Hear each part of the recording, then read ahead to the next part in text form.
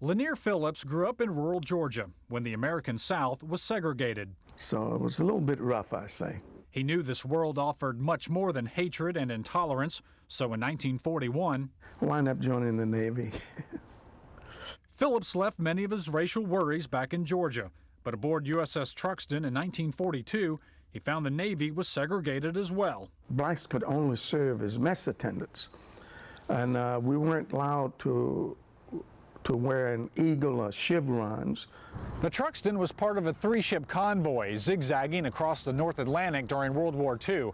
Raging storms caused the ships to run aground on the coast of Newfoundland. 110 men from the Truxtun died. Thanks to nearly the entire community of St. Lawrence, 46 survived. The only black man to make it ashore was Lanier Phillips. When I made it there, I guess I was unconscious when I finally got there. When he came to, Phillips noticed that everyone was black because they were covered in oil. And it was all in your eyes and nose and mouth, and the ladies there were bathing everybody, and I was scared to death because being from rural Georgia, I opened my eyes and I saw these ladies, and I was stark naked. One lady had my hand, and she said, "Gee, this poor fella, say the oil is all in his pores. Say, I can't get it off." I spoke up and said, "That's the color of the skin. You can't get it off."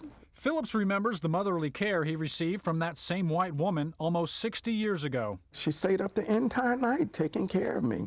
Was feeding me like a little baby, hold my head up with a teaspoon and feed me, and I could never forget those people. Phillips thanked the people of St. Lawrence by donating money to the Heritage Society there.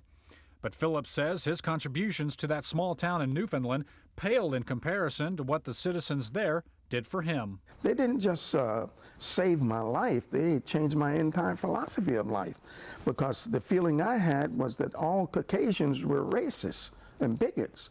Well, this showed me there were people in the world that were not.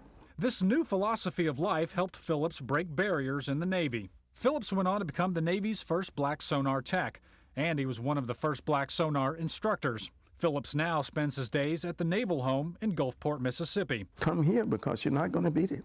Phillips says service members should think of the Naval Home as an option. It's a place to come and live. Everything is here. I got medical, dental, and recreation. And as far as the staff is concerned, I'm a resident the same as any other resident. As an active duty service member, like many of you, I pay 50 cents each month to the Armed Forces Retirement Home. And after meeting Lanier Phillips, I know that's the best deal going. What Lanier Phillips and his fellow residents at the Naval Home get from me is just a small contribution toward lodging, food, and all the recreation they can handle. What I get in return is the satisfaction of knowing I've helped keep this option open for Lanier Phillips, and perhaps even you or me.